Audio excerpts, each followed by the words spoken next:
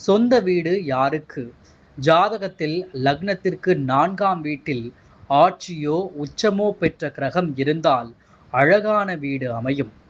லக்னத்திற்கு 4ஆம் வீட்டு அதிபதி ஆட்சி உச்சம் பெற்று அந்த கிரகத்தின் தசா நடைபெற்றால் கட்டாயம் சொந்த வீடு கட்டி அதில் வசிக்கும் யோகம் கிட்டும். ஜாதகத்தில் சொகுசு, வீடு, வண்டி, வாகனங்களை குறிக்கும் சுக்கிர பகவான் லக்னத்திற்கு 4ஆம் இடத்தில் இருந்தால் கூடுதல் சிறப்பு. 4இல் சுக்கிரன் திக் பலம் பெற்றிருப்பார் என்பதால் சொந்தமாக வீடு, வாகனம் அமையும்.